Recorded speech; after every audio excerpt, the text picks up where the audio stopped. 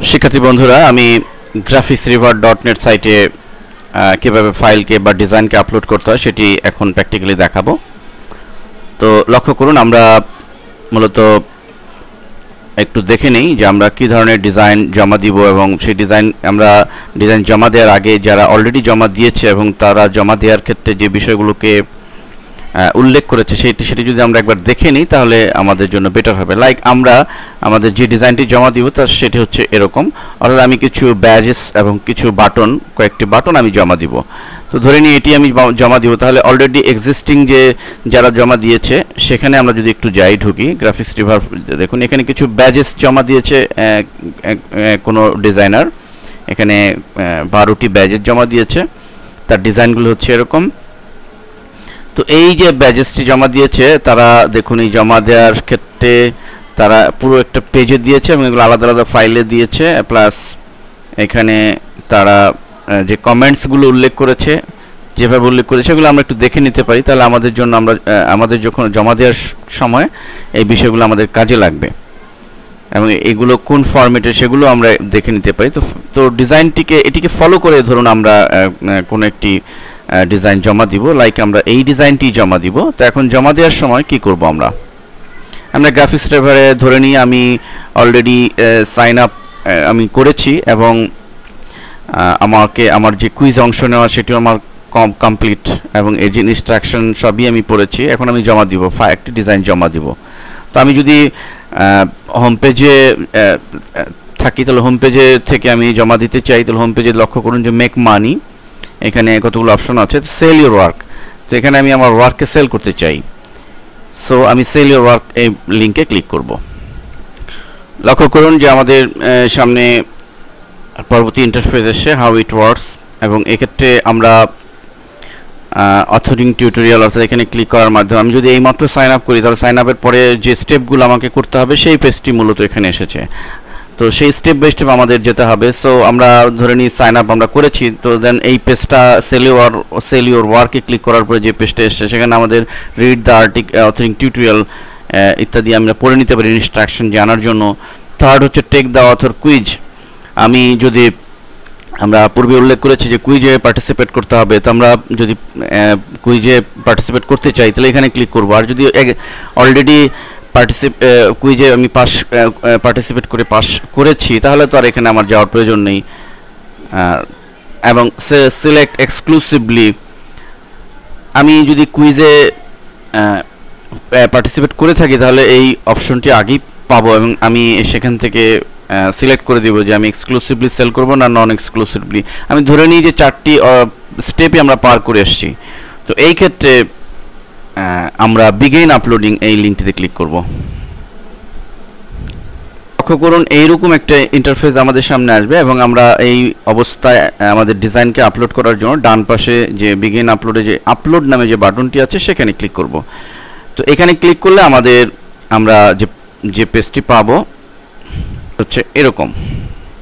তো লক্ষ্য করুন আমাদের আপলোড করার জন্য এখানে যে ফিল্ডগুলো রয়েছে, যে রিকোয়ারমেন্টগুলো রয়েছে সেই রিকোয়ারমেন্ট অনুযায়ী এবং সেই ফিল্ড অনুযায়ী আমাদের সেই ঘরগুলো পূরণ করতে হবে। যেমন এখানে নেম অ্যান্ড ডেসক্রিপশনে আমরা কি দিব সেটি এখানে আমাদের উল্লেখ করতে হবে। এরপর আমাদের নির্দিষ্ট ফাইলের কি ফাইল দিতে হবে এবং তার সাইজ কতটুকু হবে এখানে সেটি নির্ধারণ করিয়ে দেওয়া রয়েছে এবং আমরা সেই সাইজ অনুযায়ী আমরা এখানে সেটি আপলোড করব। এবং এখানে ক্যাটাগরি ডিফাইন করতে হবে, অ্যাট্রিবিউটস ডিফাইন করতে হবে, ট্যাক্স ডিফাইন করতে হবে ইত্যাদি। তো এই বিষয়গুলো আমরা স্টেপ বাই স্টেপ করব। তো তার আগে আমরা দেখে নিই যে আমাদের ডিজাইনগুলো আমরা যে করছি সেটি, এবং মূলত এই ডিজাইনগুলো আমরা করব এবং এই ডিজাইনগুলো করার ক্ষেত্রে আমরা অবশ্যই মনে রাখব, দেখুন আমি ব্যাচ করেছি কতগুলো এবং এখানে বাটন করেছি 7টা ব্যাচ এবং 4টি বাটন। এই জন্য আমি এখানে লিখেছি 11 এক্সক্লুসিভ ওয়েব এলিমেন্টস। তাহলে আমরা এই জিনিসটি করব। তো এখন কথা হচ্ছে যে এটি আমাদের মেইন ফাইল এবং এই একটি ফাইলই পিএইচডি ফাইলের ভিতরে আমি করেছি। তো এখানে অবশ্যই আমাদের প্রতিটি ব্যাজ এবং বাটনের জন্য কিন্তু আমাদের আলাদা গ্রুপলি করে দিতে হবে। তো এই গ্রুপলি আমি যদি করে দিতে পারি, এক একটি গ্রুপের ভিতরে আমরা এক একটি এলিমেন্টসকে রাখবো এবং তার নাম প্রত্যেকটি যেন ক্লায়েন্ট ইচ্ছামতো এডিট করতে পারে, সেগুলো আমরা স্পেসিফিকলি করে দিব যেন সুন্দরভাবে সে মডিফাই বা এডিট করে নিতে পারে। লাইক আমি উদাহরণ দিচ্ছি, ধরুন ব্যাজেস 1, অর্থাৎ এটি ব্যাজেস 1 দেখুন একটি গ্রুপের মধ্যে আছে, একটি ফোল্ডারের মতো। আমরা যদি এখানে এটি এক্সপান্ড করি তাহলে কি দাঁড়াচ্ছে, এখানে 50%, তো 50% এবং 50% প্লাস হচ্ছে এখানে, এবং এটি কিন্তু কোনোভাবে রাস্টারাইজ করা যাবে না। আমরা জানি যে রাস্টারাইজ করলে ডিজাইনকে মডিফাই করা সম্ভব হয় না। আমরা 50%কে ক্লায়েন্ট চাইতে পারে যে 50%টাকে সে 100% করবে। দেখুন আমি অনায়াসে এই ডিজাইনকে মডিফাই করতে, আমি ডাবল ক্লিক করছি, ওকে দিচ্ছি, আমি 100% করে দিতে পারছি অনায়াসে, লক্ষ্য করুন। কিন্তু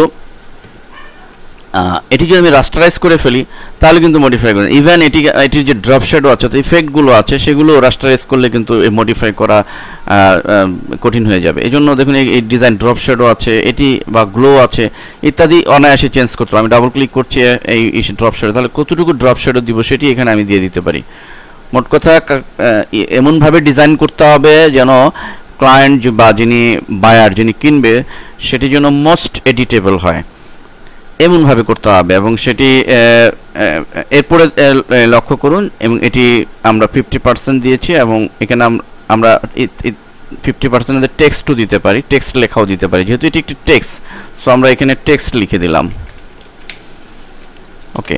এবং পিছনেটি যদি একটি শেপ, তাহলে আমরা দেখুন এখানে নাম দিয়েছি শেপ নামই দিয়েছি, এবং শেপ হচ্ছে এটি। এবং ইচ্ছে করলে ক্লায়েন্ট এটিকেও কিন্তু সে ইচ্ছামতো ডিজাইন কালার সহজেই যেন চেঞ্জ করতে পারে। দেখুন আমি যদি এখানে যদি এফে ক্লিক করছি, তো এখানে ইচ্ছামতো ড্রপ শ্যাডো আছে, চেঞ্জ করে দেওয়া যাবে যতটুকু ড্রপ শ্যাডো চাই। এবং এটি ইচ্ছা করলে কালার দেওয়া যাবে, অর্থাৎ উপরের যে অংশটুকু, এটি হচ্ছে শেপ, তো শেপের এই উপরের অংশটুকু হচ্ছে এটি। এখন ধরুন যে শেপের এটুক সে ইচ্ছামতো কালার ইত্যাদি চেঞ্জ করতে পারবে। এরপরে দেখুন হোয়াইট গ্লো হচ্ছে এই যে ভিতরের যে গ্লো অংশটুকু, আমি একটু বড় করে দেখাচ্ছি, হোয়াইট গ্লো। এখানে ধরুন ক্লিক করলে দেখুন এই হোয়াইট গ্লোটা চলে যাচ্ছে, আমরা ইচ্ছা করলে এখানে চেঞ্জ করতে পারবে। এরপরে যেটি ভিতরের মেইন সার্কেল, লক্ষ্য করুন এটি হচ্ছে মেইন সার্কেল। সো মেইন সার্কেলের মধ্যে বিভিন্ন ইফেক্ট আছে, সেটিও ক্লায়েন্ট যেন চেঞ্জ করতে পারে। এটি আমি এফে ক্লিক করি এবং এখানে সে জন্য ইচ্ছা মতো চেঞ্জ করতে, আউটার গ্লো সে যদি চায় যে সে আরও বাড়িয়ে দিবে বা কমিয়ে দিবে, সেটি যেন করা সম্ভব হয়। এবং এটি যে মেইন সার্কেল, সেই নামও আমরা দিয়েছি যেন সহজে বোঝা সম্ভব হয় যে এটি এই ডিজাইনের মধ্যে কোন অংশটি কি নামে আছে। তো এভাবে মূলত, এবং এই main file, white glow, shape উপরের অংশটুকু এবং টেক্সট, এই চারটি মিলে হচ্ছে ব্যাজেস 1, এই চারটি মিলে ব্যাজ 1। এবং এই ব্যাজেস 1 এই গ্রুপকে সিলেক্ট করে কেউ যদি করে, টোটাল জিনিসটি মুভ হচ্ছে। ইচ্ছা করলে সে এই ব্যাজটি আরেকটা ফাইলে এক টান দিয়ে নিয়ে যেতে পারবে। ঠিক একইভাবে ব্যাজেস 2 এর মধ্যেও কিন্তু তাই, ব্যাজেস 2 এর মধ্যে কেউ যদি চেঞ্জ করতে চায়, এবং সেই নামগুলো আমরা, এটি যেহেতু টেক্সট, আমরা চেঞ্জ করে টেক্সট দিয়ে দিব। এবং একইভাবে শেপ, যেটি শেপ উপরের অংশটুকু শেপ 2, এবং মেইন ফাইল হচ্ছে এইটুকি হচ্ছে মেইন ফাইল, এবং মেইন সার্কেল এটি। তো মেইন সার্কেল আমরা নাম দিয়েছি, অথবা এমন নাম দিতে হবে যেন সহজে বোধগম্য হয় যে আসলে মূলত এটি কি। ঠিক একইভাবে দেখুন উপরে যে বাটনগুলো আছে, sign up button, like sign up button আমরা এটি এই যে গ্রুপের মধ্যে আছে, এই গ্রুপের মধ্যে করেছি। তো সাইন আপ বাটনে লক্ষ্য করুন সাইন আপ এই লেখা, কেউ চাইলো যে এটি সাইন আপ লেখাটি মুছে অন্য কিছু লিখবে, সে লিখতে পারবে। এবং এটি এই জন্যই বলেছি রাস্টারাইজ না করার জন্য। নিচের যে শেপ, এটি হচ্ছে এই যে বাটনটি, আমরা এখানে এমন শেপ না দিয়ে আমি দিতেও পারি, বাটন 1 দিতে পারি, বাটন 1 দিলাম। মোট কথা বোঝা যায় যে এটি হচ্ছে, অথবা বাটন শেপ নামেও দিতে পারি, বাটন শেপ নামই আমি দিচ্ছি যে এটি যে বাটন শেপ এটি। এবং এর গ্রেডিয়েন্ট কালার, এটিও চেঞ্জ করা সম্ভব। আমি এই ডাবল ক্লিক করছি, লক্ষ্য করুন এখানে গ্রেডিয়েন্ট কালার আছে। এখানে যদি কেউ চায় যে তার গ্রেডিয়েন্ট চেঞ্জ করবে, সে ইচ্ছা করলে চেঞ্জ করতে পারবে। তো মোস্ট এডিটেবল, এভাবে আমরা ডিজাইনকে সাজাবো। এবং অবশ্যই যদি আমরা একটা ফাইলে মধ্যে দিই, তাহলে আমাদের প্রতিটা ডিজাইনকে গ্রুপের মধ্যে দিয়ে দিতে হবে, প্রতিটা গ্রুপের মধ্যে। দেখুন সাইন আপ বাটন 1 এটি হচ্ছে একটি গ্রুপের মধ্যে আছে, টোটাল একটি গ্রুপে, এবং সাইন আপ বাটন 2 এটি আলাদা একটা গ্রুপের ভিতরে আছে। এইভাবে আমরা যারা গ্রাফিক্স ডিজাইন জানি তারা গ্রুপ কীভাবে করতে হয় জানা আছে। তো দুপুরে আমি আপনাদের সুবিধার জন্য একটি গ্রুপ করার সিস্টেমটি একটু দেখিয়ে দিচ্ছি। ধরুন আমি এখানে এই ধরনের আরেকটি বাটন তৈরি করতে চাই, তাহলে এবং সেটি গ্রুপের মধ্যে থাকবে। তাহলে কি করব, আমরা এইখানে দেখুন যে ক্রিয়েট এ নিউ সেট, এটিতে ক্লিক করব, ফলে উপরে দেখতে পাচ্ছি সেট 1। তো আমরা সেট 1, সাপোজ আমি আরেকটি বাটন তৈরি করব যে ডাউনলোড নামে, তাহলে ডাউনলোড নামই দিয়ে দিচ্ছি, ডাউনলোড বাটন। ওকে, দেন আমরা এখানে ডাউনলোড বাটন তৈরি করব। আমরা এখানে একটি সাপোজ একটি শেপ নিচ্ছি, আমি এভাবে একটি শেপ নিলাম। দেন শেপটি আমরা এখন এখানে কিন্তু রাস্টারাইজ করব না, তাহলে আমরা আমার ইচ্ছা মতো আমরা এই গ্রেডিয়েন্টকে চেঞ্জ করে নিতে পারবো খুব সহজে। তো রাস্টারাইজ না করে এই অবস্থায় রাখবো, এবং এখানে ধরুন আমি একটু লেখা লিখছি যে ডাউনলোড, কালারটি চেঞ্জ করে দিচ্ছি।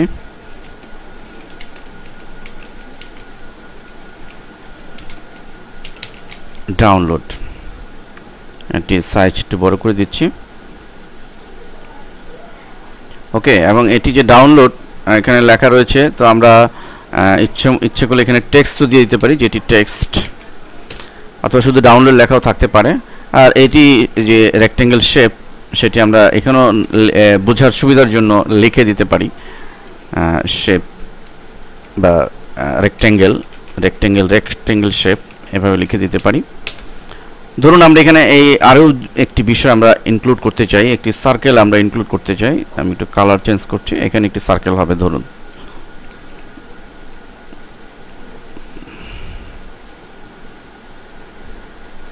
আমি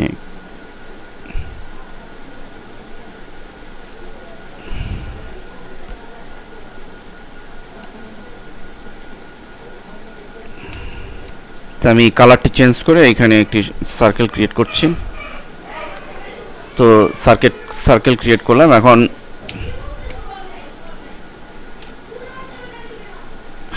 এখন এই যে সার্কেল, এটি তো একটা রাউন্ড সার্কেল, অথবা আমি এখানে নামটি চেঞ্জ করে দিয়ে দিচ্ছি যে রাউন্ড শেপ।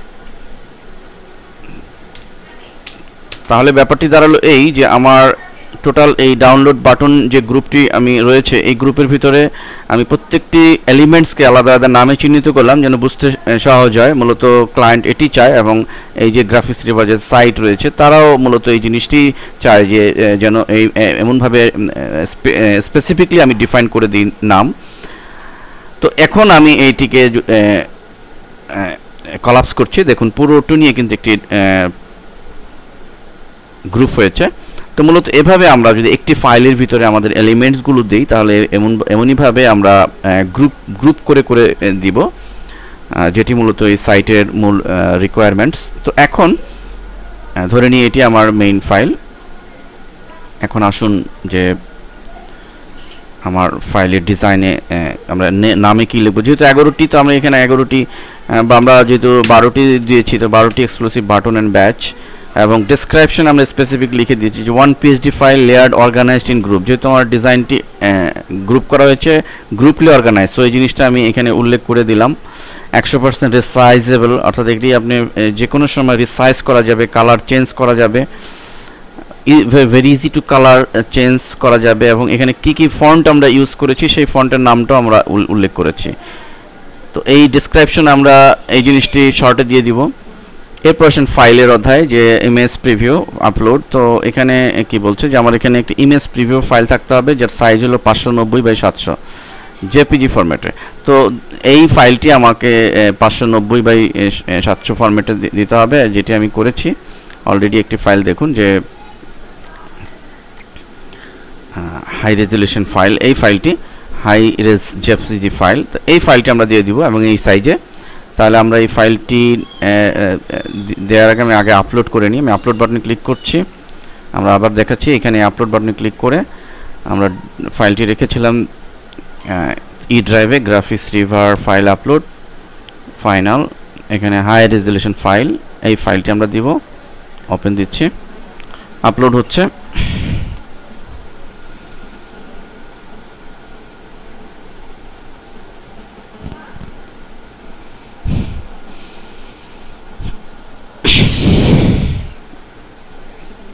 এটি আপলোড হচ্ছে। তো আমরা এই ফাঁকে পরের অংশটুকু একটু আলোচনা করি যে থাম্বনেইল 80x80 পিক্সেল।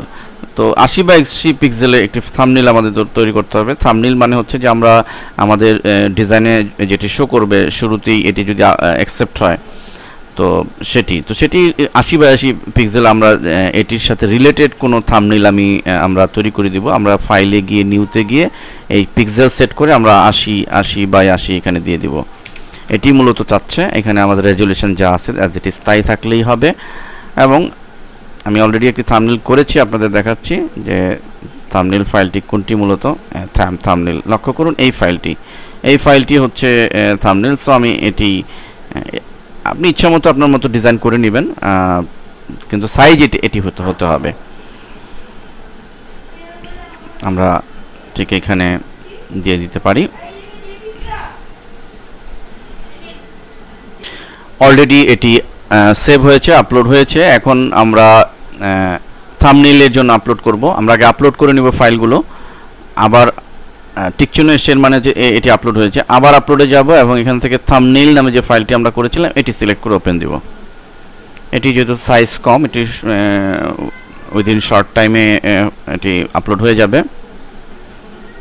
লক্ষ্য করুন অলরেডি এটিও আপলোড হয়েছে। এবার আসুন মেইন মেইন ফাইল, থাম্বনেইলের পরে মেইন ফাইল, এবং তাদের রিকোয়ারমেন্ট হচ্ছে যে জিফ অল ফাইল ফর ডাউনলোড। অর্থাৎ আমার মেইন ফাইল বলতে আমার এই ফাইল থাকবে, এটিতে আমার মেইন ফাইল, যেখানে আমি আমার ফাইলগুলো পিএইচডি আকারে, লেয়ার আকারে, প্রতিটা আলাদা আলাদা লেয়ার হিসাবে আছে, এই ফাইলটি থাকবে। তো সেই ফাইলটি আমি করেছি। দেখুন মেইন নামে যে ফোল্ডারটি আছে, এই ফাইলটি ফাইনাল নামে এটি, বা মেইন নামে আপনি দিতে পারেন।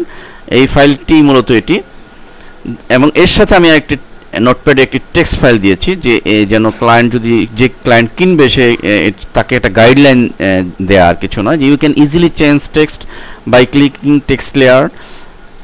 সহজেই যেন সে চেঞ্জ করতে পারে এই কথাটি, এবং most common font Arial Myriad Pro. তো এইভাবে আমরা এখানে দিয়েছি, একটা গাইডলাইন দিয়েছি কিভাবে সে চেঞ্জ করবে। তো এরকম একটা হেল্প ফাইল দিয়ে দিলে বেটার, হেল্প ফাইল দেওয়া উচিত।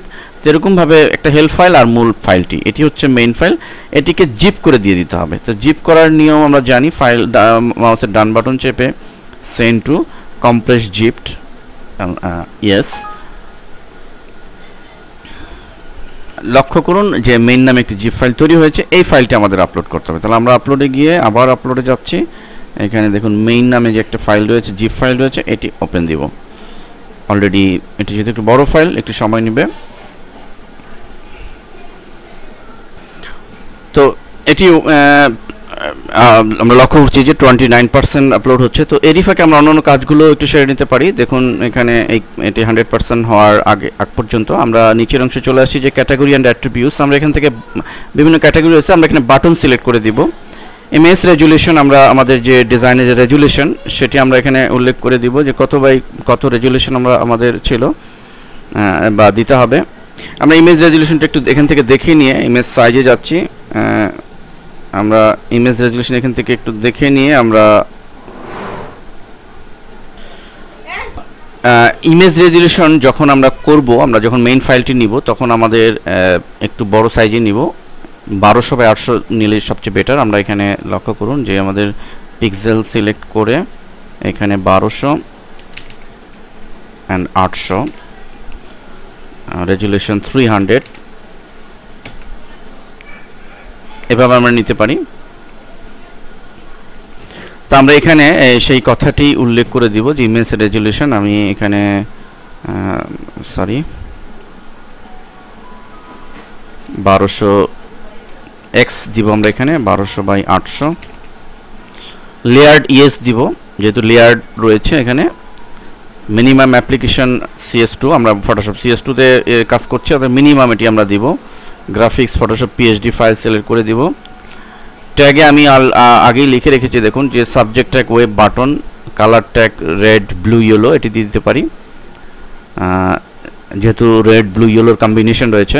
স্টাইল ক্লিন দিচ্ছে, কনসেপ্ট ট্যাগ 12, এবং এইখানে লাস্টে আমাদের একটা জিনিস দিয়ে দিতে হবে, সেটি হচ্ছে যে কমেন্টসে মেসেজ টু দ্য রিভিউয়ার যে কপিরাইট অফ দ্য ডিজাইন, এখানে আমরা কপিরাইটের বিষয়টি আমরা কনফার্ম করব। এই জায়গাটি একটি লাইনে আমি লিখেছি যে copyright of the design absolutely of myself, এটি যে সম্পূর্ণ আমার কোনো কপি, আমার এর যে কপিরাইট সম্পূর্ণ আমার নিজস্ব, এই বিষয়টি আমি এখানে কনফার্ম করলাম।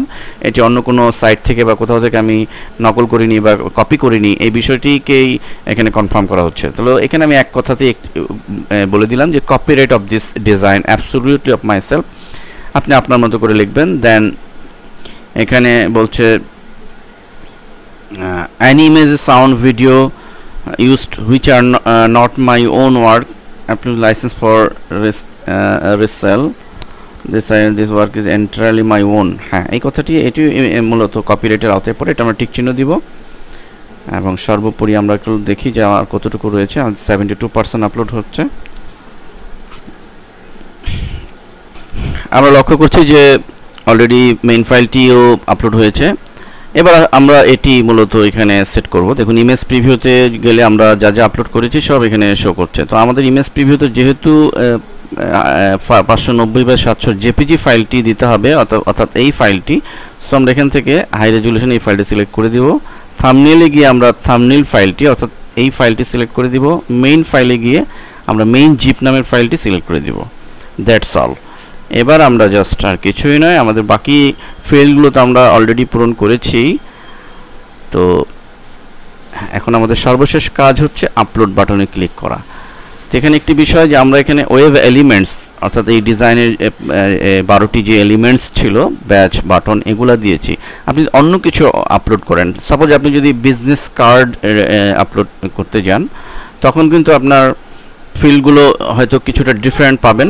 এছাড়া আপনি যদি কোনো ব্যাকগ্রাউন্ড ডিজাইন করেন, সেখানে কিন্তু এর ফিল্ডগুলো সেরকমই থাকবে, সেভাবে আপনি বুঝে আপনাকে দিতে হবে। যেমন ব্যাকগ্রাউন্ড ডিজাইনে দেখা যাবে যে আপনার এখানে হয়তো লেয়ার্ড রইল না, লেয়ার্ড ইয়েস না দিয়ে নো দেওয়ার প্রয়োজন হতে পারে, তখন আপনি বুঝতে পারবেন যে কি করতে হবে। তো এই হচ্ছে আপলোডিং সিস্টেম। তো এভাবে আপলোড করে আমরা সর্বশেষে আপলোড বাটনে ক্লিক করব এবং এটি রিভিউর জন্য অলরেডি graphicsriver.net সাইটের রিভিউ সেকশনে চলে যাবে এবং তারা রিভিউ দিবে, 2-4 দিন দেখবে। দেখার পরে যদি এটি এই সাইটে অ্যাকসেপ্ট করার উপযোগী হয়, তাহলে ডিজাইনটি তারা অ্যাকসেপ্ট করবে, একটা দাম নির্ধারণ করে দিবে। এমন হতে পারে যে আপনার ডিজাইনটি ভালো, সব দিকই ঠিক আছে, কিন্তু 2-1টি পয়েন্টে হয়তো উইকনেস আছে, সেক্ষেত্রে তারা কোনো মেল দিয়ে আপনাকে জানাতে পারে যে আপনি ওই যে এররগুলো আছে সেগুলো আপনি ঠিক করে দেন। তখন আপনি বুঝতে পারবেন যে কি ঠিক করতে হবে। তখন আপনাকে প্রয়োজন হবে সেটি একটু রিডিজাইন করে বা এররগুলো ফিক্সড করে আপনাকে পুনরায় আপলোড করা, এমনও হতে পারে। তো ধন্যবাদ সবাইকে।